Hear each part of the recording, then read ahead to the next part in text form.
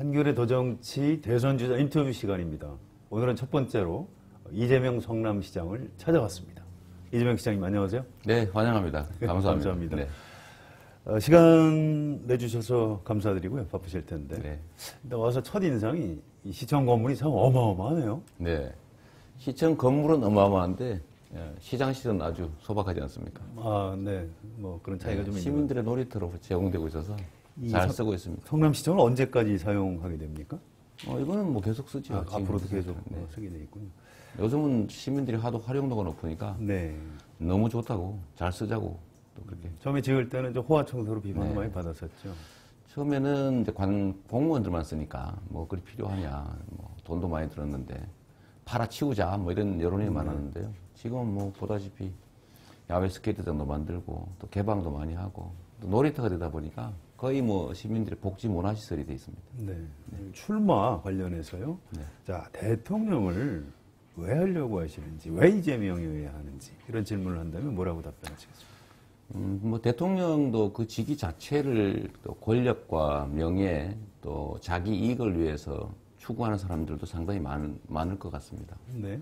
저한테는 이제 대통령이라고 하는 것도 뭐 성남시장이라고 하는 것도 또 변호사의 직위 또 시민운동가 이런 것들도 다 그냥 하나의 수단입니다. 저는 어제 출마 기자회견에서 보여드리고 싶었던 것처럼 제가 하고자 하는 일들, 국민들에게 약속하는 일들이 그야말로 뭔가를 얻기 위한 대외적 약속이 아니라 제 삶에서 나온 저의 꿈 그 자체다라고 말씀드리고 싶었습니다. 공정한 사회를 만드는 것이죠. 저와 또 제 가족, 제 이웃들, 지금도 현재 수없이 많은 사람들이 이 불공정한 환경 속에서 부당하게 피해를 입으면서 소수의 기득권자들을 위해서 희생당하고 있다고 생각합니다.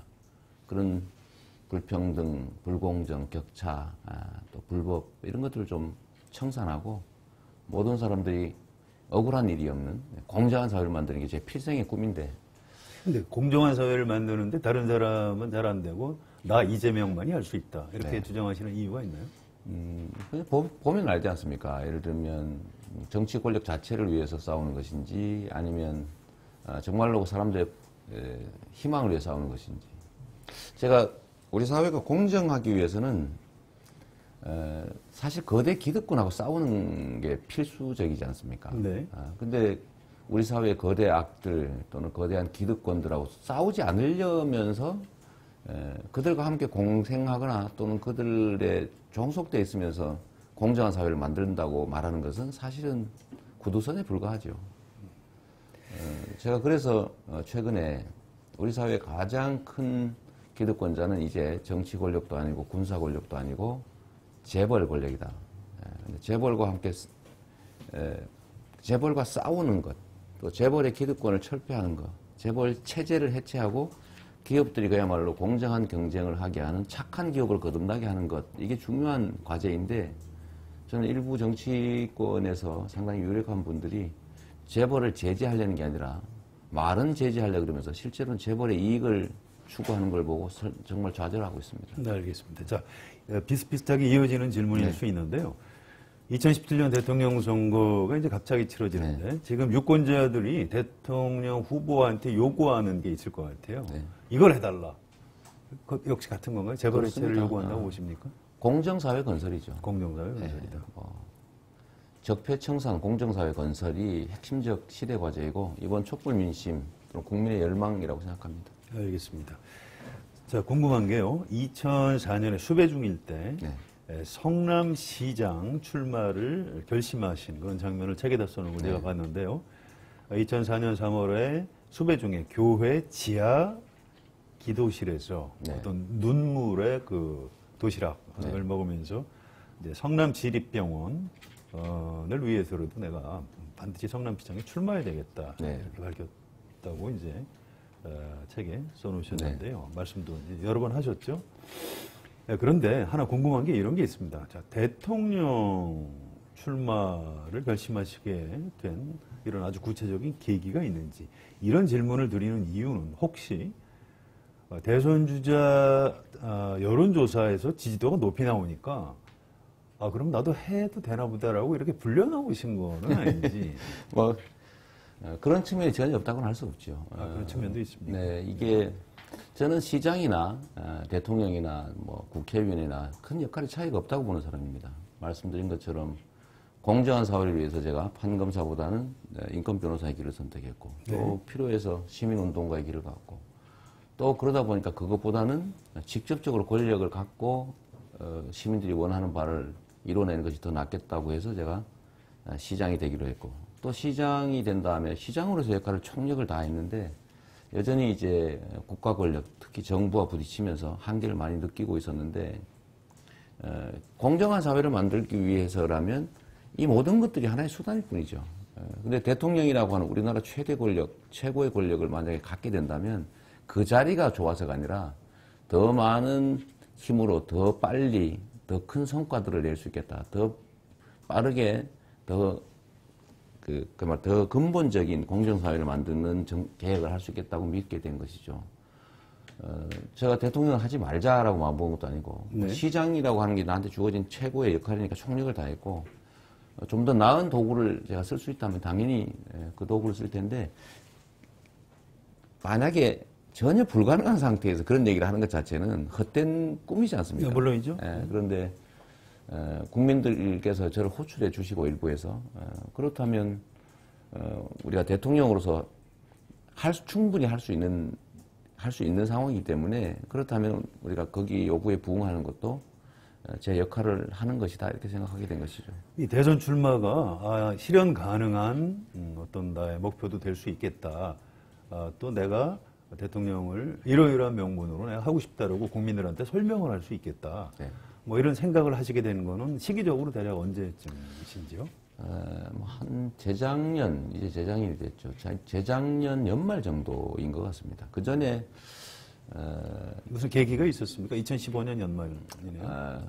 한 1년 정도가 남은 전 시점이고, 네. 이제 그 전에, 그러니까 2015년 초 정도부터, 이제 저도 시정에 약간의 성과를 내고, 네. 국민들의 호응도도 높아지는 도중에, 현실적으로 예를 들면 여론조사상 그 유력한 하나의 후보군으로 국민들이 언급해 주시기 시작하니까 한 1년 정도는 저희가 고민을 한 거죠. 네. 그러니까 성남시장이 재선되시고 나서 한 1년 정도 고민하시다가 이건 가능하겠다. 한 2년 정도가 지난 거죠. 2년 정도 지나서. 그러니까 처음에 국민들의 일부에서 호출이 있고 네. 그러나 그때 한 1년 정도는 실현 가능한 일이 아니다라고 생각했는데 한 1년 정도가 지나면서 계속 그 기대도 높아지고 또 가능한 상황이 좀 주어지니까 우리도 현실적인 고민을 한 1년 가까이 했다고 봐야 되겠죠. 이게 그냥 지나가는 얘기냐 현실이냐 고민을 하다가 재작년 연말 정도에는 결론을 냈습니다. 이것도 우리가 하나의 수단으로서 충분히 고민해야 되고 치열하게 노력할 필요가 있지 않겠느냐 그렇게 생각이 된 거죠. 알겠습니다. 출마 선언할 때 그 가족들을 소개하신 게 굉장히 특이하던데 네. 사실은 웬만한 정치인들은 사생활 보호한다고 가족들을 잘 앞으로 네. 내세우지 않는 경우가 많은 걸로 알고 있습니다. 네. 그런데 이재명 시장님은 그 가족 또 정치 이거에 대해서 이렇게 분리하지 않고 같이 국민한테 보여주고 계신데 특별한 이유가 있으신가요? 두 가지 정도 이유가 있습니다. 네. 첫째는 저의 꿈이라고 하는 게 그야말로 저의 개인 정치적 욕망을 위한 것이 아니라 이런 우리의 가족을 포함한 우리의 이웃들, 이 평범한 다수의 약자들, 그 약자들 중에 제가 한 사람일 뿐이다. 그리고 제가 하고자 하는 일들은 그야말로 세상을 위한 일이라기보다는 근본적으로 따지면 나와 내 가족들, 내 이웃들의 소박한 열망 그 자체다라는 걸 보여주고 싶었죠. 네. 정치인이 하는 공약이라고 하는 것이 대개는 자기가 뭔가를 이루기 위한 국민에 대한 약속인데 저 같은 경우는 이와 같이 참혹한 환경, 어려운 환경 속에서 진정으로 대중이 원하는, 그래서 더 본질적으로는 저 자신이 내면에서 원하는 저와의 다짐이다라는 걸 한번 보여주고 싶었던 것입니다. 그게 첫째고, 둘째는 이제 약간의 현실적인 이유도 있습니다. 저희 가족들 간에 생긴 그 불화, 그야말로 박사모 지부장을 맡고 어떻게든지 저를 이렇게 막아보겠다고 하는 분이 계신데 그분이 왜 그렇게 됐는지도 한번 보여주고 싶었죠. 그러니까 우리가 평범한 가정에 그야말로 흙수저라도 가지고 태어난 집안이라면 이런 일이 있었겠냐. 오손도손 잘했겠지만 우리가 그야말로 무수저 집안에 저라는 사람이 좀 돌출적으로 이렇게 드러나게 돼서 좀 뭐랄까요. 이 가족의 그 어려움들 뭐 이런 것들을 좀 보여드리고 싶었는데 좀 이해를 좀 돕기 위한 뭐 그런 측면도 있었습니다. 알겠습니다. 자, 이재명 기자님 개인에 대한 궁금증들이 네. 많은데요. 일단은 좀 약간 무거운 질문 하나 하고 네, 약간 네. 가벼운 질문 하나 먼저 드리겠습니다. 무거운 질문. 사실 어떤 정책을 다루는, 특히 국정을 다루는 대통령직에 있어서는 옳고 그른 것, 그러니까 거대악, 네. 또 거대 기득권 세력과 싸우는 정의의 사도, 이런 역할도 있겠지만, 선택, 이런 정책을 선택하면 이런 부작용이 있고, 또 반대 정책을 선택하면 또 다른 부작용이 있고, 그 어떤 책임률이라고 할까요? 네. 대통령이라는 자리는 이제 그런 면에서 굉장히 좀 무거운 네. 자리일 수가 있는데요. 이제 이재명 시장님은 어떤 골리앗과 싸우는 다윗의 이미지, 거대악과 싸우는 어떤 소년 다윗의 이미지 이런 걸 가지고 있고, 뭐 별명도 사이다 이런 걸 네. 가지고 있고 아주 여러 가지 정의로운 시장님으로 자리매김되어 있는데 과연 그 무거운 선과 악의 대결이 아니고 어떤 선택과 거기에 대한 책임이 따르는 그 무거운 대통령 자리를 과연 감당할 수 있을까 이렇게 걱정하시는 분들도 좀 있습니다. 그 부분은 어떻게 생각하십니까? 그 상황에 따라 다르지요. 예를 들면 적이 쳐들어온 그야말로 생존 생사가 걸린 존폐가 걸린 일이라면 싸우는 일이 중요합니다. 그렇죠. 싸울 때는 그야말로 독선적일 수도 있고 전투적일 수도 있고 극력일 수도 있고 그러지 않습니까? 극렬적일 수도 있고 한데 만약 평화식이라면 집단 간의 이해관계를 조정하는 이런 일들이라면 또 그에 맞는 덕목이 있겠죠. 뭐 온화하고 포용적이고 이해심 깊고 인내심 많고 이런 게 또 필요하겠죠. 근데 저는 대한민국의 현재 상황이 그야말로 이 보수와 진보가 논쟁되는 그런 합리적 사회 수준이 아직 못 이르렀다고 보기 때문에 네. 그야말로 구악 그 불합리한 기득권 세력들이 다수의 약자들을 착취하고 억압하고 또 거기에 정치 권력이 동원돼서 복무하고 하는 아직 전근대적 단계라고 보기 때문에 제대로 된 합리적 사회로 이양하기 위한 뭔가 노력이 필요한 상태다. 이걸 우리 국민들이 촛불을 들고 100만, 200만이 나와서 길에서 싸우는 사실 이유라고 보는 거죠. 알겠습니다. 그래서 그 시대마다 필요한 덕목들이 있는데 저도 충분히 합리적이고 충분히 포용적이고 대화와 타협을 중시하는 사람이죠. 뭐 전들 뭐 싸우는 게 좋아하는 뭐 망난이겠습니까? 네, 알겠습니다. 그러나 지금은 그런 덕목이 싸워야지. 필요해서 또 저같이 거대한 악, 그야말로 두려움을 모르고 이게 돌진하는 이런 사람들이 잘 없는 시대니까 저 같은 사람이 눈에 띄었고 그래서 국민들이 시장 정도에 불과하지만 그야말로 기초단체장에 불과하지만 유력한 후보로 이렇게 호출해 주셨다고 생각합니다. 알겠습니다. 자, 가벼운 질문이요. 어떤 분들은 이재명 시장님을 샌더스에 비유하기도 하고 네. 어떤 분들은 트럼프에 비유하기도 하는데요. 본인은 어느 쪽이 좀 더 마음에 드십니까? 마음에 드는 게 아니라 본질적으로 샌더스에 사실 가깝죠. 네. 뭐 살아온 과정이나 정치적 뭐 행태도 그렇고 지향도 그렇고. 다만 실패했기 때문에 사람들이 자꾸 샌더스에 비교하기 싫어하는데 그렇죠. 미국 국민들도 지금 후회하고 있지 않습니까? 네. 샌더스를 미국의 민주당 후보로 만들었다면 트럼프 같은 사람한테 나라의 권력이 넘어가지 않았을 텐데 지금 후회하고 있는 상태 같은데요. 우리 국민들도 이 거대한 기득권의 벽으로 국민과 함께하는 국민의 열망을 안고 있는 신진의 이재명을 혹시 선택 안 했다 후회하지 않으셨으면 좋겠어요. 성공한 샌더스가 되고 싶다 이런 그렇습니다. 말씀이시겠네요. 자, 대통령이 되기 위해서는 네.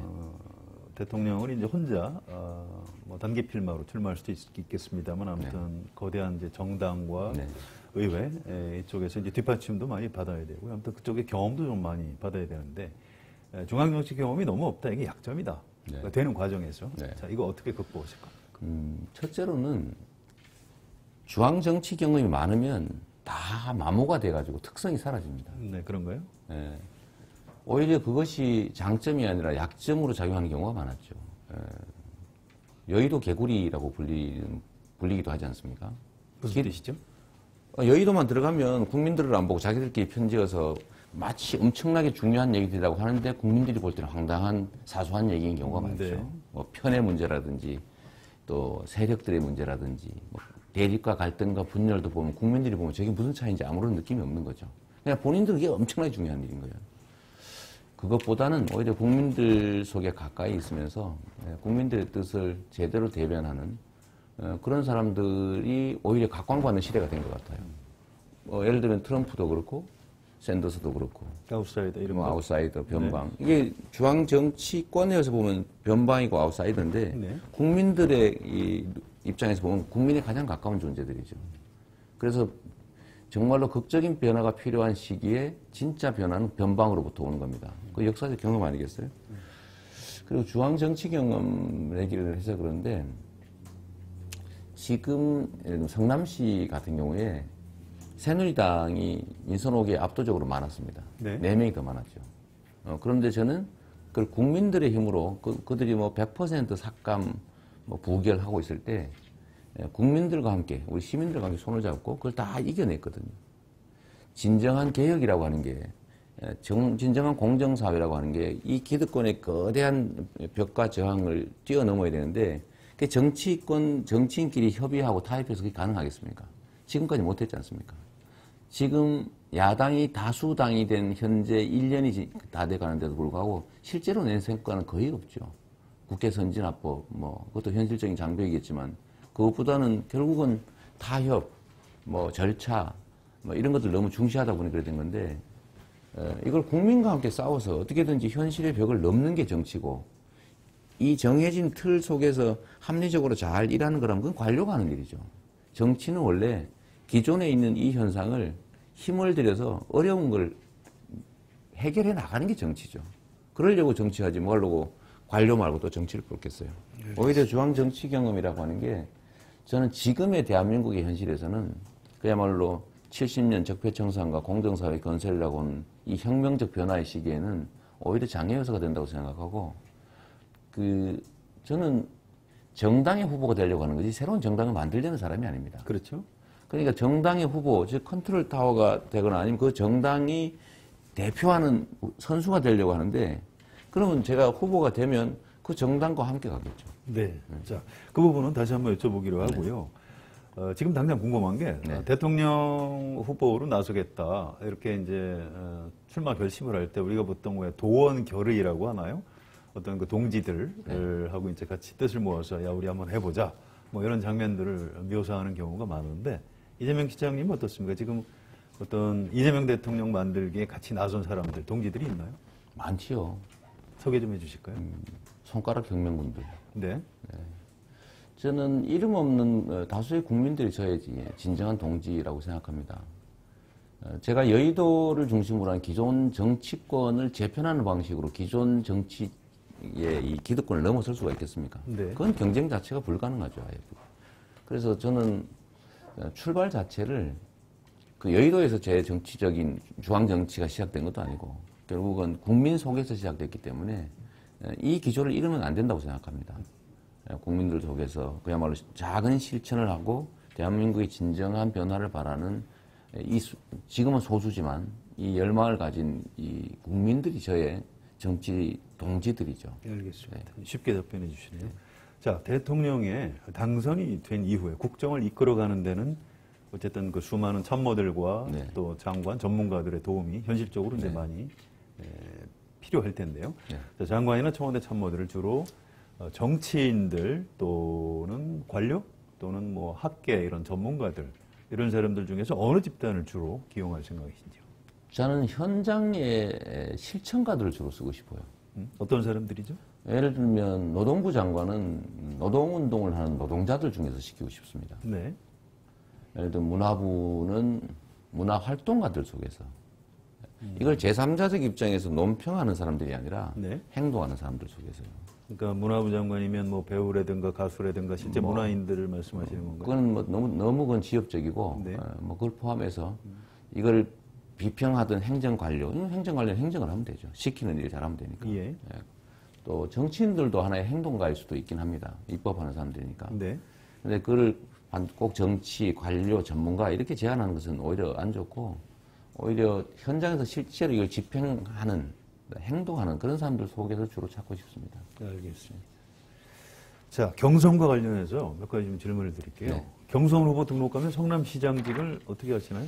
사퇴하시나요? 유지하시나요? 일단 경선 탈 때까지는 네. 시장직을 유지하는 게 문제가 없으니까 경선 자체를 하고 법률상 어쩔 수 없다면 또 사퇴해야 되는 상황도 올 수 있습니다. 그런데 지금은 조기 대선을 전제로 한다면 네. 30일 안에 사퇴를 하지 않으면 후보 등록이 안 되니까 네. 그 전에 경선이 끝난다면은 사퇴할 필요가 없을 것 같고 뭐 결정하고 난 다음에 뭐 후보가 돼서 사퇴하면 되겠죠. 그러니까 불가피한 경우에는 사퇴할 사퇴할 수 있으나 생각은, 네. 그렇지 않다면 일단 계속 유지하실 생각이신가요? 네, 그게 시장 업무에 특별히 뭐 지장이 있는 것도 아니고 또 경선에 시장 업무를 뭐 그 배제될 정도로 뭐 그게 완전히 그냥 시장을 못할 정도는 또 아니어서 저는 두 가지 충분히 병행할 수 있다고 생각합니다. 혹시 후보가 되려는 의지가 좀 약한 것 아니냐 이런 비판을 한다면 어떻게 그렇죠. 답변하시겠어요? 근데 일부에서 뭐 그만두고 결기를 가지고 출마를 해야지라는 네. 얘기했습니다만 우리 진영의 트라우마가 있죠. 자기 이익을 위해서 공적 의무와 우리 진영의 역할을 어떻게 함부로 던지느냐. 네. 그 측면이 사실 없지 않아서 저는 그 측면이 뭐 충분히 일리 있는 지적이라고 생각합니다. 알겠습니다. 자, 일단 현실적으로 경선을 하게 되면 이제 지지율 같은 네. 게 현실 문제가 좀 될 텐데요.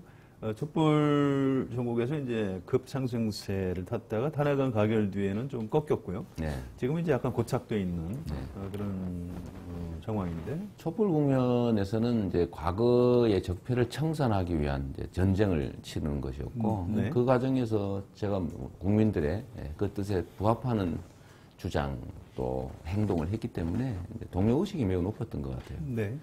그 다음 단계는 대한민국의 미래를 어떻게 만들 거냐 하는 것인데 이제 거기에서 두 가지 정도의 질문이 시작된 것 같습니다. 과연 이길 수 있을까? 좋기는 한데 현실적으로 이기기 위해서는 어떤 선택을 해야 될까 하는 측면에서 밴드웨건 효과, 큰 효과에 영향을 미치는 것 같고 네. 당장 선거를 치러야 되는데 누가 가능성이 높을까 이렇게 생각하기에 측면이 있는 것 같습니다. 네. 그리고 두 번째는 각각이 내는 정책과 즉 미래 비전과 그 실현 가능성에 대해서 아직 검증이 이루어지지 않았습니다. 네. 그래서 원래 상태로 돌아간 거라고 보면 되겠죠. 근데 검증이 아닌 거죠. 그렇죠. 각자의 후보가 뭘 하려고 할까 첫째. 두 번째는 저 하는 말들을 진짜 실행할 수 있을까라는 걸 검증하게 되겠죠. 네. 그 점에서는 저는 과거에 예를 들면 공약 이행률도 그렇고 또 일관성이라든지 말 바꾸기를 안 한다든지 또 원칙적이라든지 하는 점에서 저는 좀 우위에 있을 수 있다고 봅니다. 또 한 가지는 네. 그 여론조사와 경선의 결과는 매우 다른 경우가 많습니다. 그렇죠. 그 이유는 뭐 다 아시겠지만 여론조사는 물어보니까 대답하는 거거든요. 그런 거죠. 5천만 명을 대표해서 표본한테 물어보니까 95%는 대답도 안 하는데 한 뭐 5% 정도가 대답해가지고 눌러주는 거죠. 네. 네. 이 사람이 뭐 될 것 같아. 이렇게 추종하는 경향이 있는데 경선은 5천만이 아니라 최대 100만 명 정도가 실제 투표할 텐데 이 100만 명은 꼭 이 사람이 돼야 되겠다. 이 당위를 가지고 투표하는 성향이 높죠. 돼야 될 사람. 될 사람보다는 돼야 될 사람을. 또는 되지 말아야 될 사람을 골라내는. 그런 측면에서 저는 첫째로 야권 단일화 또는 야권 연대를 할 가능성이 좀 일단 높다는 평가를 받을 것 같고요. 네. 두 번째는 실제로 대통령이 됐을 때 실현한 뭔가를 할 수 있을까, 뭘 할 수 있을까라는 측면에서 저는 제가 더 유리할 거라고 보죠. 우리 사회의 최대 과제가 뭐겠습니까? 재벌의 기득권과 형포를 억제하는 건데 과연 그 재벌들과 싸울 의사가 있느냐? 재벌들의 그 저항을 이겨낼 각오와 결기가 있느냐라는 점에서 저는 제가 선택될 가능성이 높다고 생각합니다. 경쟁력이 있다. 그러니까 야권 연대 확장 가능성. 네. 거기다가 구체적으로 유권자들이 원하는 것, 우리 대통령 새로 된 사람이 뭘 해야 될 것인가? 진짜 할 거냐? 진짜 할 일이 무엇인가? 네. 이걸 기준으로 판단하면 이재명일 수밖에 없다. 이런 저는 말씀이시네요. 적극적 지지자층들은 저희가 훨씬 더 우세하지 않을까 생각합니다. 자, 당원하고 네. 일반 국민들하고 뭐 대등한 권리를 줘야 된다고 보십니까? 아니면 약간 당원들한테 좀 가산점을 줘야 된다고 보십니까? 그 당의 경선 과정의 룰 문제는 뭐 제가 굳이 별로 얘기하고 싶지 않네요. 그냥 뭐 대세에 따라 정해질 텐데 이래 하나 저래 하나 별로 차이 없다고 생각합니다. 저는. 자, 현실적으로 문재인 전 대표가 이제 전체 대선 주자에서 압도적으로 지금 1위를 달리고 있는데요. 또 문재인 대세론이라고까지도 뭐 이제 얘기할 수 있을 것 같습니다. 네. 그럼에도 불구하고 당내에 좀 걱정하는 사람들이 많고요. 아직 호남에서도 좀 거부감이 남아있는 것 같다. 이제 이런 얘기들을 하고 있습니다. 다 포함해서 문재인과 친문 패권주의 이런 데 대해서 좀 코멘트를 해주신다면?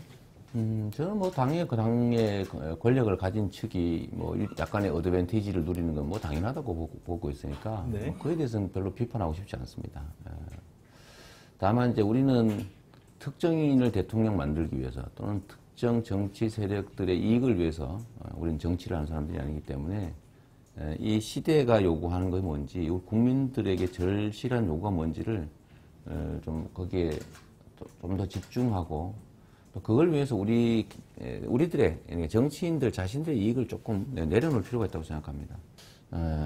우리 시대의 최대 과제라고 하는 기득권을 혁파하고 모두가 공정한 기회를 노리는 공평한 국가를 만들어야 되는데 네. 그러려면 거대 기득권들하고 싸울 수밖에 없고 그러려면 투지가 필요하고 또 그 거대 기득권과 좀 연관성이 좀 떨어져야 되고 인연이나 결탁 관계가 좀 적어야 될 테고 그래서 국민들이 봤을 때 저 사람들이면 우리가 원하는 세상을 만들어줄 수 있겠다라고 믿어져야 되는데 그 면에서 문재인 전 대표. 그런 점에서 보면 저는 문 대표님이 우리 사회의 거대 기득권 네. 또는 그 사회 악들과 네. 정말 목숨 걸고 싸울 수 있는 분인지에 대해서는 최근에 약간씩 회의가 생기기 시작합니다. 최근에요? 대한민국의 최대 권력은 재벌 아니겠습니까? 네. 그것도 삼성 재벌인데 복지는 확대하겠다면서 또 증세는 하겠다면서 법인세 증세는 제외하고 있거든요. 또 한 가지는 얼마 전에 저는 매우 놀라운 저는 진심이 아니기를 바랄 정도였는데 대기업들이 부담하는 법정 부담금 네. 소위 준조세라고 불리긴 한데 이름이 나쁘긴 하지만 그 내용은 사실은 법정 부담금이거든요. 네. 대규모 개발해서 이익을 얻으면 학교용지 부담금 이런 건데 그 당연히 내야 될 비용인데 그 15조 원이 넘는 그 부담금을 면제하는 법을 만들겠다. 재벌 개혁 입법의 4대 과제 중에 하나를 제시하는 걸 보고 이게 뭐지 하는 생각이 들었어요. 그거는 결국 우리 사회의 불평등을 해소하려면 소위 슈퍼리치 기업과 개인에 대한 증세가 불가피하고 또 다수 서민들에 대한 복지 확대 이게 필수적인데 오히려 재벌 기업들의 부담을 15조 원 가까이 줄여주고 법인세를 정상화 또는 뭐 증세는 하지 않겠다고 하는 걸 보고 아니 선거 과정에서조차 이렇게 재벌들에 대해서 고개를 숙이고 그러면서 과연 우리 사회의 거대한 기득권하고 싸워서 국민들한테 공평한 기회를 줄 수 있겠느냐는 생각이 하나 들었습니다. 자, 그런 부분이 이제 앞으로 경선 과정에서 이제 대논쟁이 벌어질 가능성이 높겠네요. 그리고 또 한 가지 있습니다. 예. 우리의 외교 관계라고 하는 게 반도 국가라서 그 자주적 균형 외교라고 하는 행동 원칙이 정말로 중요한데 네. 그 측면에서 지금 사드 배치 문제라든지 정보보호 협정 뭐 이런 것들은 심각하게 그 자주적 균형이라고 하는 데서 벗어나 있지 않습니까? 네. 어떤 노력을 해서라도 반드시 이걸 사드 배치는 철회를 하는 게 저는 맞다고 보는데 그 점에 있어서도 현실로 받아들여야 된다라는 취지의 최근에 입장 변화가 좀 있었죠. 그런 걸 보면 예. 과연 부당한 강자들과 싸울 의지가 있는지에 대해서 최근에 좀 회의가 들기 시작했습니다. 알겠습니다. 이재명의 뉴딜 성장 정책 네. 이런 표현을 쓰셨는데 좀 아주 쉽게 설명을 하신다면 핵심이 뭘까요? 성장입니까? 성장과 균형을 네. 동시에 이루는 것이죠. 성장이 침체되는 제일 큰 이유는 그 과실이 독점되기 때문이고 네. 그 과실이 투자로 연결되지 못하기 때문이죠. 이 성장의 과실들이 우리 구성원들한테 골고루 배분되면 그게 성장이 자양분이 되는 거죠. 네. 저거하고 똑같습니다. 이게 도토리가 이렇게 떨어지면 또 나뭇잎이 떨어지면 그게 땅을 비옥하게 하기 위해서 다시 도토리와 나뭇잎이 생기지 않습니까? 그렇죠. 근데 그걸 싹 걷어가면 어떻게 되겠어요? 누군가가. 나무가 못 자라죠. 못 자라죠. 네. 그것도 똑같은 얘기죠. 경제 영역의 강자, 즉 특히 재벌들의 횡포를 억제하고 공정한 경쟁 룰을 만드는 것.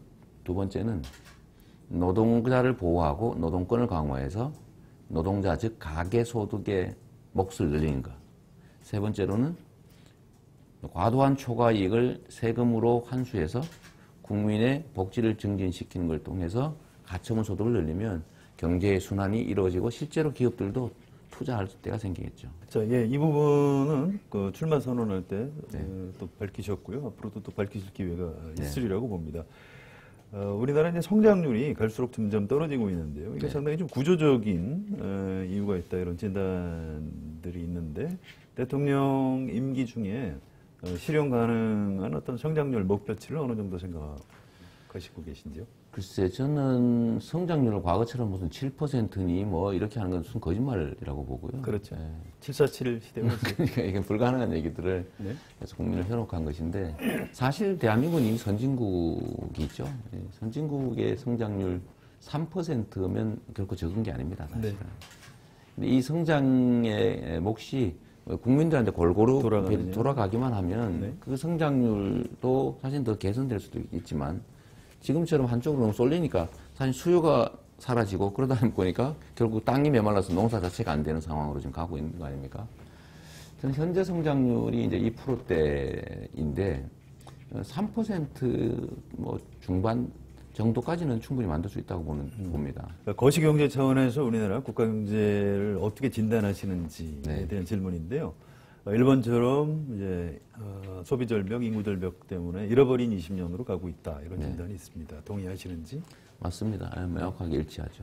아주 위험한 상황에 처할 테고 이게 인구 절벽이 왜 생겼느냐, 소비 절벽이 왜 생겼느냐. 아까 말씀드렸던 거기에 원인이 다 있죠. 소비를 할 수 없게 만들었지 않습니까? 네, 돈이 없죠. 가계 소득이 줄어드니까 노동의 몫이 줄어들고 노동자 탄압을 통해 노동의 몫이 줄어들고 예를 들면 대기업 감세, 부자 감세를 통해서 국민들에게 집행할 가처분 소득이 줄어들고 그러니까 당연히 소비 절벽이 생기고 국민의 삶이 어려워지니까 이제 아이를 양육하는 게 부담에다 고통이다 보니까 아이 낳지 않고 그러니까 당연히 인구가 줄어들고 그래서 사실 죽음의 길로 지금 가고 있는 거거든요. 자, 어떻게 빠져나와야 됩니까? 빠져나가는 건 이제 거꾸로 가야죠. 성장의 결과들을 공평하게 나누고 예를 들면 1년 국민 총생산의 절반에 해당되는 그야말로 770조 이걸 30대 기업이 재벌 기업들이 사내 유보금으로 가지고 있으니 이게 순환이 되지 않지 않습니까? 이걸 어떻게든지 순환하게 하는 것이 바로 정부 또는 정치가 할 역할입니다. 알겠습니다. 국민의 몫을 늘려야 된다. 그게 IMF나 또 세계은행이 이미 권고하고 있는 성장 정책이죠. 저희가 얘기하고 있는 조세 강화, 부자 증세, 그다음에 복지 확대, 기본소득 도입, 노동 보호, 노동권 강화 이런 것들이 이미 유일한 성장 정책이다라고 이미 국제 금융기구들, 뭐 세계은행 등등에서 다 권장하고 있는 정책이죠. 예, 큰 방향에서 이제 충분히 설명을 해주신 것 같고요. 약간 이제 구체적인 얘기, 일자리 관련한 질문입니다. 이게 4차 산업혁명, 또 인공지능 이런 것 때문에 일자리가 급속히 사라지는 추세가 있고요. 또 이제 국가 경제 차원에서 정부는 국민들의 일자리를 늘려야 되는, 정책적으로 늘려야 되는 이런 노력을 하고 있는데 미래 전문가들 중에서는 사라지는 속도를 도저히 따라잡을 수 없다. 이건 구조적인 문제다. 뭐 이런 분석들을 내놓고 있는 사람들이 있습니다. 자, 일자리, 실업난 이 문제 어떻게 생각하십니까? 일단 역사적으로 보면 언제나 기술 개발 또 뭐 기계 장비의 개발은 그 일자리를 줄여왔죠. 그렇죠. 뭐 한때 기계 파괴 운동도 있었던 것처럼. 근데 여기에 대응하는 우리 인류의 모습들은 대개는 노동 시간을 줄이는 걸로 적응해 왔던 것 같습니다. 기본적으로는. 농사 지을 때는 뭐 하루에 해 뜨기 전부터 일하기 시작해서 해 질 때까지 일하고 그러지 않습니까? 그게 예를 들면 12시간, 8시간 이렇게 일하게 되고 그걸 좀 계속 줄여봄으로써 일자리를 나눠왔던 과정이라고 생각됩니다. 생산성이 올라가면 그렇게 많이 일할 필요가 없는데 그 많이 일할 필요 없는 그 성과들을 다수가 같이 누리는 방식이었기 때문에 큰 문제가 없었던 거죠. 근데 지금은 생산성 향상의 결과를 아주 체계적으로 특정 소수가 다 독점할 수 있는 시스템이 만들어지고 있는 것 같습니다. 네, 자본주의가 발달해서 그렇죠. 네, 그게 문제죠. 그래서 저는 첫째로는 노동시간 단축이 제일 중요하다. 네, 일자리 나누기. 네, 일자리 나누기죠. 뭐 5시간만 일해도 다 먹고 살 수 있는 상황이면 5시간 일하게 해줘야죠. 네. 그런데 우리나라는 오히려 역행해가지고 68시간 일해라. 뭐 이렇게 국가가 불법을 강요하는 시대가 됐죠. 예. 그래서 그걸 좀 청산하고 일자리를 늘리고 그러기 위해서는 노동시간을 줄이는 게 첫째 중요할 것 같고요. 두 번째는 4차 산업혁명에 부합하는 산업정책들을 국가가 적극적으로 좀 집행을 해서 기획하고 집행해서 새로운 일자리들 새로 만드는 일에 노력을 해야죠. 근데 우리나라는 그 측면에서 많이 부족한 것 같아요. 4차 산업혁명하고 일자리 만들기하고 병행이 가능할까요? 아니 근데 그것들은 예를 들면 소위 4차 산업혁명을 위한 새로운 일자리도 있는 거거든요. 물론 그거를 그 이제 과도기겠죠?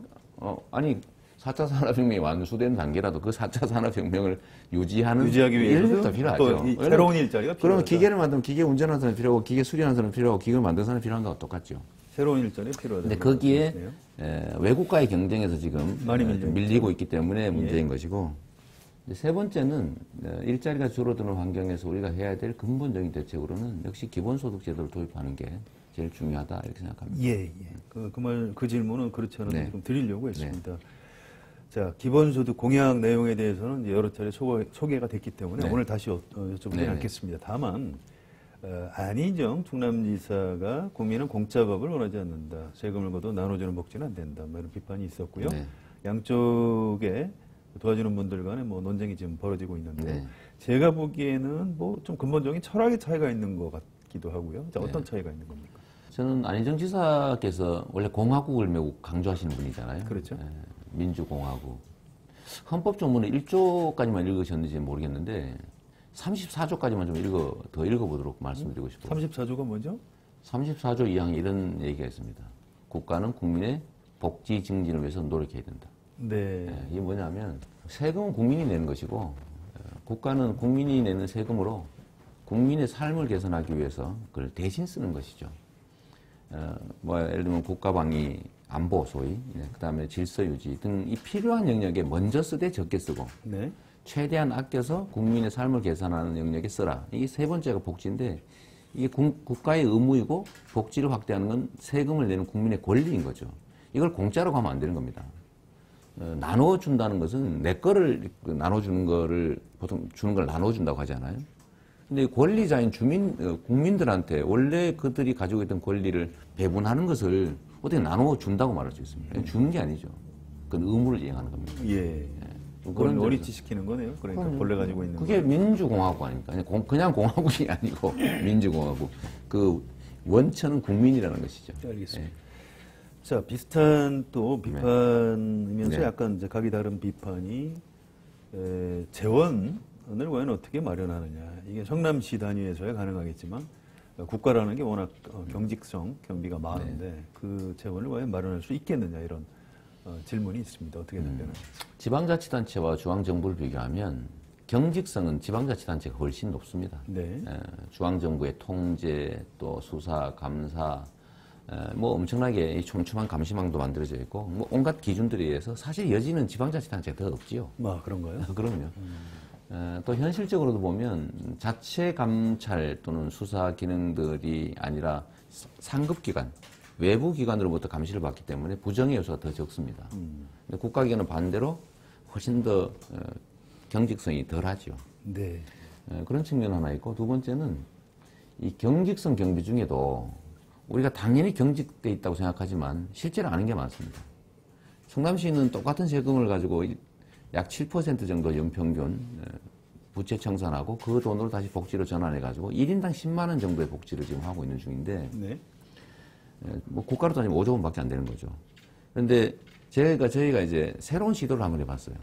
뭐 토목 예산 이런 걸 줄이는 건 기본이고 지금 말씀하신 경직성 예산 중에서 네. 가로등 유지 보수 예산 같은 게 있지 않습니까? 네.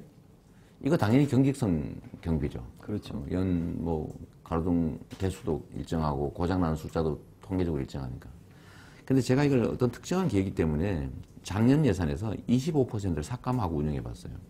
실제로 아무 문제가 없었습니다. 가로등이 덜 망가졌나요? 덜 고장나고 있더라고요. 왜 그렇습니까? 아무래도 아끼니까 그러겠죠. 가로등 영역에서만 제가 작년에 우리가 절감한 예산이 80억 정도 됩니다. 올해도 25% 4분의 1을 삭감한 상태를 유지하고 있는데 별 무리가 없어 보이고요. 국가 예산 400조 중에서 7% 정도 28조 원, 또 매년 순증가분이 보통 한 4% 가까이 되지 않습니까? 네. 거기다가 한 3% 정도만 더하면 28조 원을 만들 수가 있고, 그 28조 원을 2,800만 명에게 100만 원씩 기본소득으로 지급하면 가구당 한 200~300만 원이 되고, 특히 이거를 그냥 주는 게 아니라 지역화폐 형태로 그 해당 지역에서는 쓸 수 있게 만들어서 쿠폰 형태로 지급하면 네. 이 560만 자영업자 1인당 매출이 600만 원 정도씩 늘어날 수 있는데, 그럼 경제순환이 실제로 좀 가능하게 되죠. 네, 그게 이제 이재명 시장님이 여러 차례 강조하고 계신 이제 선순환. 선순환과 성장 정책이죠. 성장 그거야말로 성장 정책인 겁니다. 자, 현실적으로 국토부 유세를 신설할 경우에 상당한 조세 저항이 일어날 것이다. 과거의 종부세처럼. 네. 자, 이 부분에 대한 고민은 좀 해보셨습니까? 종부세는 걷어서 일반적인 예산으로 쓴다고 하니까 저항이 많을 수밖에 없었죠. 네. 그런데 국토부에서는 기본소득 목적세로 만들어서 정책을 설계할 때는 저항을 당연히 고려해야죠. 그렇죠. 기본소득 목적세를 만들어서 전 국민한테 그건 딴 데 안 쓰고 국민에게 전액 현금으로 되돌려준다. 이렇게 설계를 하면 약 5% 정도는 소위 땅 부자, 엄청난 땅 부자들 있지 않습니까? 네. 여기는 손실을 보지요. 95%의 국민은 이익을 봅니다. 95%는 이익을 보니까 찬성하겠죠. 그리고 이게 바로 국가가 해야 될 일들입니다. 우리 사회의 제일 심각한 문제는 격차가 심하다는 거 아닙니까? 1, 2%가 13%를 갖고 뭐 이런 것들을 교정하기 위해서 여기서 조금 더 덜어서 같이 살 수 있게 하는 게 바로 정부의 원래 역할이죠. 30만 원을 먼저 주고 나중에 국토부 유세를 걷는 방법은 안 될까요? 아니, 동시에 조삼모사 원리라는 게 있어가지고요. 뭐 그거는 그런데 30만 원을 어디서 조달합니까? 30만 원이 15조 원인데 미리 조달하기는 어렵고 결국 설득해가면서 이게 결국 우리 사회의 불평등, 격차를 해소하는 유일한 길이라고 생각합니다. 알겠습니다. 자, 재벌 해체 네. 관련해서 이제 질문을 드리고 싶은데 이거는 어떻게가 결국 가장 중요하다고 생각합니다. 또 국민들이 실제로 재벌들이 우리가 이제 정권에서 괴롭혀서 우린 못 해먹겠다, 공장을 해외로 나가겠다 이런 식의 협박을 할 가능성이 굉장히 높고요. 또 역대 정부에서도 이 재벌 중심 우리 경제 구조가 잘못돼 있다는 것에 대해서 문제의식을 가진 대통령들도 많이 있었고 실패했습니다. 다 결국. 자, 왜 실패했다고 보시는지 이재명 시장님이 대통령이 되면 어떻게 가능하다고 주장하시는 거죠? 저는 재벌들한테 새로운 제도를 만들어서 엄청난 불이익을 주자 그런 뜻이 아닙니다. 특히 기업한테 불이익을 주자는 게 아니죠. 재벌을 쥐락펴락하고 있는 소수의 재벌 가문들에게 부당한 권력을 행사할 수 없게 만드는 게 핵심입니다. 네. 예를 들면 5%밖에 안 되는데 100% 지분권을 행사한다든지 네. 또 부당한 내부 거래를 통해서 사실상 배임 행위를 한다든지 뭐 재벌 가문을 살리기 위해서 일감 몰아주기 위해서 불법 편법 상속을 한다든지 중소기업을 약탈한다든지 기술 탈취한다든지 또는 불법 장시간 노동 또는 불법 노동을 통해서 노동자들의 몫을 줄인다든지 이런 불법 전수조 그중에 특히 정치 권력과 유착해가지고 부당한 이익을 취한다든지 하는 것들을 그걸 완전히 제거해야 되는 거죠. 재벌 기업들을 없애자는 게 아니라 재벌 기업들이 제대로 된 경쟁 환경 속에서 정상적인 경쟁력을 갖도록 만들어주자는 겁니다. 착한 재벌을 만들어주자는 거죠. 재벌 기업 만들어주는 건데 이게 그럼 왜 안 되느냐. 말로는 되기 쉬운데 안 되는 이유는 실제로 정치 권력과 이 재벌의 돈이 자꾸 결탁하기 때문이죠. 이해관계에 매몰되기 때문에 그렇습니다. 그 이해관계를 철저히 끊어야죠. 권력자 자신, 권력자의 측근, 권력자가 속한 세력들과 이 기득권 세력들을 철저하게 좀 분리할 필요가 있는 겁니다. 그런데 대체적으로 여기에서 실패해요, 보면. 근데 이해관계가 얽혀있기 때문에 구성원들의 이해관계 그런 측면도 있겠습니다만 재벌이 우리나라 경제에 어떤 차지하는 그 비중이 너무 크기 때문에 현실적으로 경제가 위기에 처하도록 할 수 없기 때문에 재벌하고 타협할 수밖에 없는 역대 정부에서 그랬던 거 아닌가요? 그건 명분이죠. 재벌들의 이익을 지켜주기 위해서 한 명분에 불과하고 저는 제일 우습게 보이는 장면이 대통령이 당선되면 재벌 기업 총수들을 만나가지고 투자해달라고 부탁을 하는 건데요. 네, 그렇죠. 지금 그러고 있죠. 기업들이 돈이 되면 법을 어겨서라도 하고 돈이 안 되면 형제 부모들과 요구해도 안 하는 게 경제인데 대통령이 와서 부탁하면 아 투자 안 할 거 투자하겠습니까? 그건 그야말로 쇼일 뿐이거든요. 기업들은 이익이 되면 하고 이익이 안 되면 안 합니다. 그런데 우리가 불법적 거래, 불법적인 유착, 정경 유착 이런 것들을 끊는다고 해서 기업 자체가 불이익을 보지는 않습니다. 해외에 나가면 지금보다 그러면 대한민국보다 기업 환경이 좋으냐? 그렇지 않거든요. 하다못해 미국만 해도 법인세가 35% 아닙니까? 일본은 34%고 프랑스는 33%고 웬만한 나라들은 다 우리나라보다 법인세 높고 실효세율은 비교하면 다 거의 한 3분의 1이 더 많은데 우리나라에서 세금 조금 더 올리고 불법 거래 못하게 한다고 죄 지으면 엄정하게 처벌한다고 중소기업 약탈하면 그 법에 따라 제재한다고 해서 해외로 나간다? 그건 있을 수 없는 얘기죠. 그냥 협박에 불과하고요. 제일 중요한 것은 그야말로 권한을 가진 사람 또는 그 주변 사람들의 청렴성에 달려있다고 생각해요. 그러니까 지금 이재명 시장님은 청렴하시다는 걸 제가 믿겠는데요. 네. 앞으로 대통령이 돼서 주위에 쓰는 사람들도 다 청렴한 사람들 쓸 수 있습니까? 최소한 수사나 사정기관들을 철저하게 청렴하게 운영하고 또 주변 측근이라고 하는 존재들도 부당한 이익이 아니라 그 권한이나 지위 자체만으로도 얻는 게 엄청나게 많지 않습니까? 과도한 욕심만 부리지 않게 하면 되는 건데 과도한 욕심 부리지 않으면서도 좋은 사람은 얼마든지 많습니다. 우리 성환영 기자 같은 분도 계시잖아요. 저는 이제 대통령의 어떤 의지가 굉장히 중요하다는 핵심이죠. 건 뭐 핵심이고요. 그런데 그것만으로는 또 좀 어떤 구조적인 문제를 풀어나가는데 쉽지 않을 것이다. 그래서 정책적 방향 같은 것들을 잘 조정을 하고 입법을 통해서도 어떤 로드맵을 가지고 아주 그 지혜롭게 해나가야 되는 것 아닌가 이런 그 생각을 하는데 너무 좀 지나친 걱정인가요? 말씀은 정말 좋지 않습니까? 국회를 통해서 입법을 네. 하고 타협을 해서 새로운 걸 네. 만들어내고 됩니까? 결국은 이게 합리적 토론과 의견 수렴이 가능한 사회가 아직은 우리가 아니라는 거죠. 그래서 저는 국회 입법을 통해서 뭘 하겠다 이런 공약을 웬만하면 하지 않습니다. 왜냐하면 안 될 가능성이 높기 때문이죠. 입법, 해야겠지만. 근데 법률 개정이 꼭 필요한 것은 입법을 해야 되는데 네. 그것보다는 대통령의 권한으로 할 수 있는 일 중심으로 제가 공약을 만들어낸다는 거죠. 네. 왜냐하면 그 실제로 할 수 있으니까. 제가 중시하는 거는 좋은 계획을 발표하는 게 아니고 좋은 정책을 제시하는 게 아니고 네. 진짜로 성과를 만들어낼 수 있어야 되지 않습니까? 그렇죠. 실천할 수 있는, 실행할 수 있는 것들을 만들어내야 되고 실행할 수 있느냐, 실행할 수 없느냐를 사실 국민들은 보게 될 텐데 그거는 결국 과거로부터 그의 자세로부터 그의 일관성으로부터 판단할 수밖에 없겠죠. 자, 정치 관련한 질문 몇 가지만 네. 좀 추가로 드리겠습니다. 자, 문재인 전 대표도 그렇고 당내 다른 대선 주자들도 이제 연립정부, 네. 공동정부를 이제 이번 대선 국면에서부터 좀 할 필요가 있다 이런 얘기들을 하고 있고, 근데 내용은 이제 전부 다 네. 다른 것 같습니다. 근데 현실적으로는 일정을 볼 때 대통령 선거가 좀 너무 임박해 있기 때문에 이게 과연 시간이 있겠느냐 이런 걱정도 되고요. 자, 연립정부, 연정에 대한 생각 같은 건 어떻게 하고 계시는지요?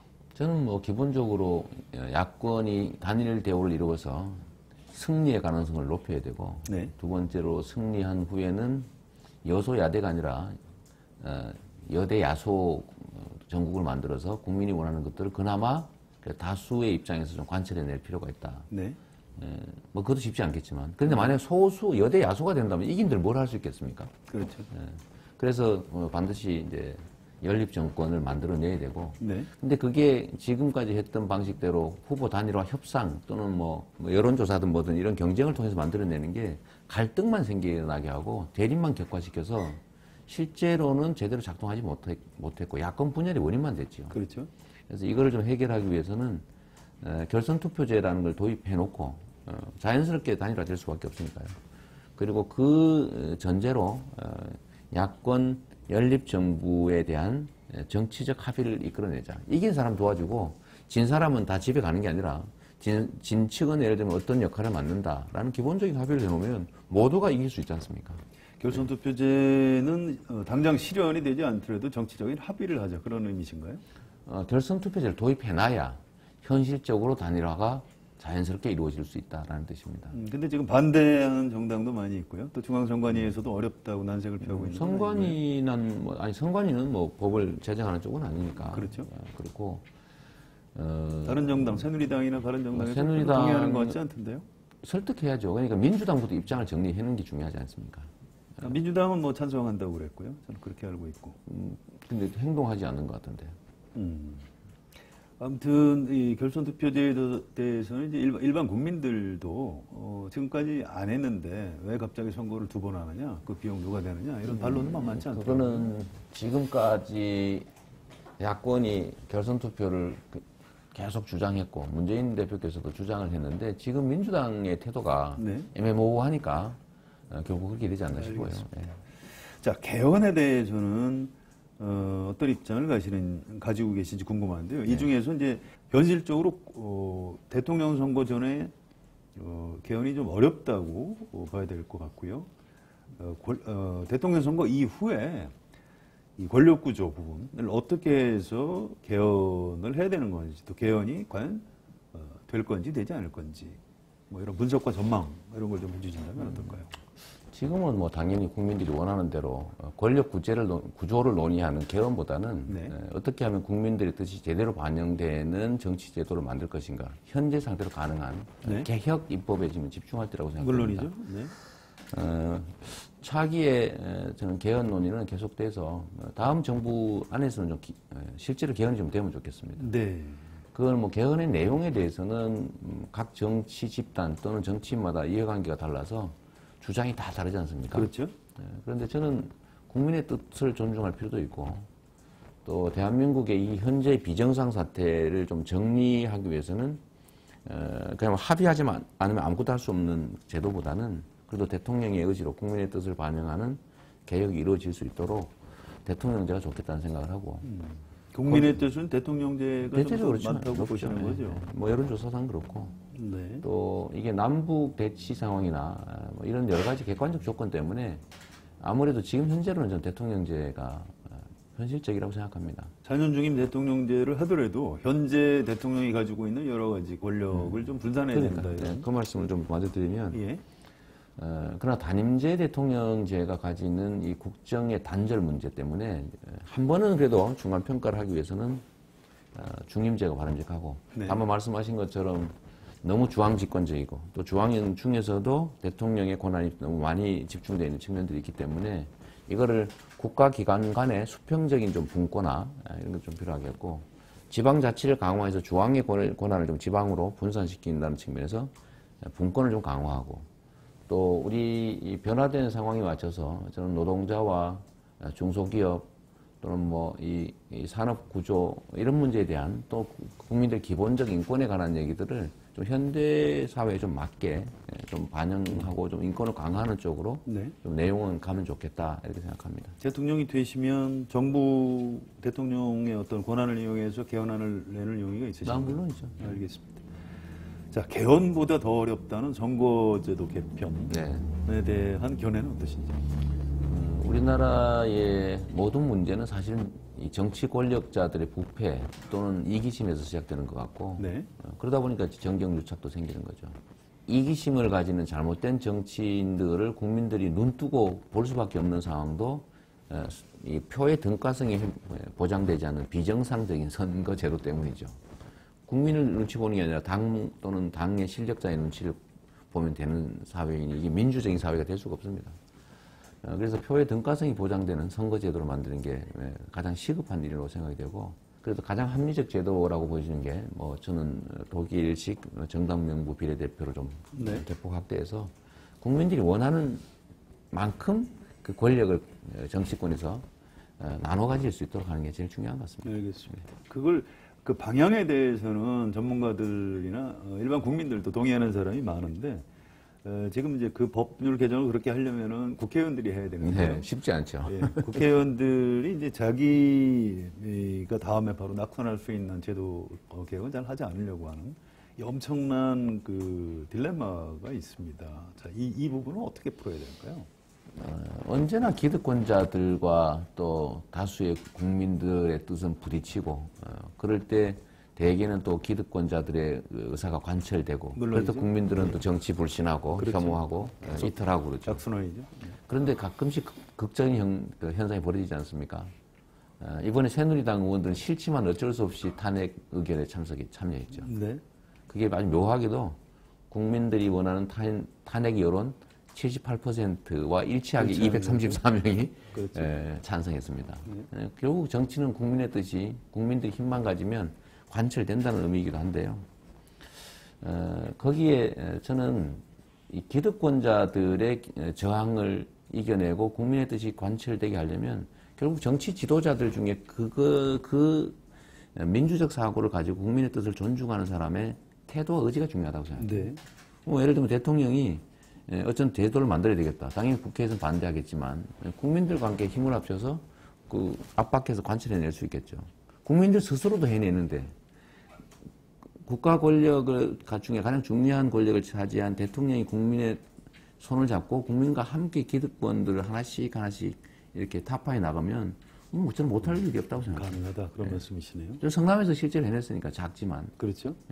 새누리당 압도적 다수가 다 반대하고 다 부결하지만 시간이 좀 걸려서 우리 국민들, 학부모들, 노인회 뭐 이런 시민들과 함께 다 하나씩 격파해서 제가 원하는 거 다 해냈거든요. 무슨 말씀이신지 알겠습니다.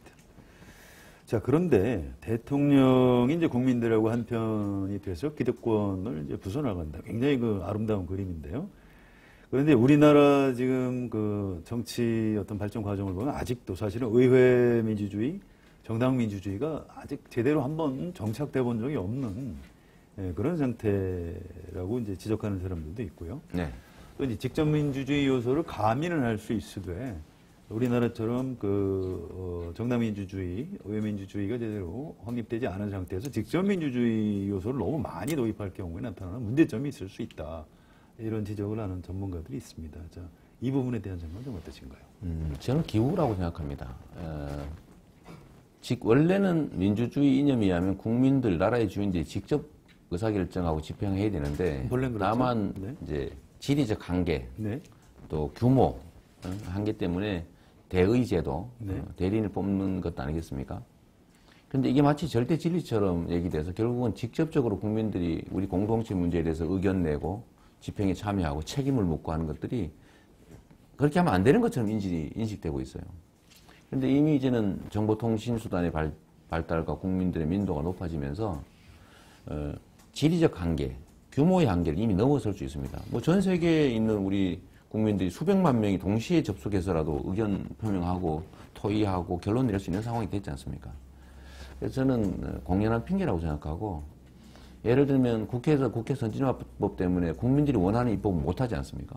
뭐 예를 들면 국민의 2%, 유권자의 2% 정도가 뭐 국가가 가지고 있는 전산망을 통해서 의견을 내서 2% 이상이 요구하면 국회 본회의에서 표결해라. 충분히 할 수 있잖아요. 직접 입법 못하더라도 뭐 그런 국민 발안제, 또 국민 소환. 예, 좀 더 많이 직접 민주주의 요소를 도입하는 것이 옳다. 그 부분이 옳다. 옳을 뿐만 아니라 그렇게 해야 됩니다. 해야 된다. 예, 왜냐하면 그게 원래 국민들이 가진 권력이기 때문에 가능한 상황이 되면 원래 권력을 되돌려줘야죠. 근데 이제 이런 반론이 있을 수 있습니다. 지금 사드 배치에 대해서 찬성 여론이 더 높게 나오거든요. 네. 이런 경우에 사드 배치를 해야 되나요? 그거는 정치 집단들의 이해관계가 반영된 수치일 가능성이 높습니다. 객관적인 정보를 놓고 토론이 이루어지면 전 다를 거라고 보거든요. 뭐 지금은 예를 들면 북핵 때문에 이거 필요하다고 하니까 국민들 일부는 그걸 믿는 것인데 그렇죠. 실제로 이게 북핵 방어와는 관계가 없다는 거를 정확하게 인지만 시키면 저는 엄청난 중국의 경제 제재 또는 한국의 실제로 안보가 더 악화되는 군사적 긴장이 높아지는 이런 피해를 감수하고 국민들이 이거 다 찬성할 거라고 생각하지 않습니다. 자, 미국하고 현실적으로 외교 마찰을 우리가 감당할 수 있느냐? 네. 이런 이유 때문에 이제 현실론을 펴는 사람들이 있는데, 자, 이재명 시장님이 대통령이 되면 이거 재협상 필요한 건 재협상 할 수 있고 미국하고 저 국방비, 네. 미군 그 주둔비를 가지고 이제 담판을 지어서 오히려 깎을 수 있다. 깎아야 된다. 깎아야 된다. 네. 이렇게 얘기를 하시는데 듣는 사람들은 좀 비현실적으로 듣는 측면도 있거든요. 다시 한번 강조하신다면. 우리 역사상으로 우리가 처한 이 지정학적 위치 때문에 소위 주변 강국의 권력 교체기에 우리가 언제나 침략당해가지고 그렇죠. 엄청난 피해를 입었습니다.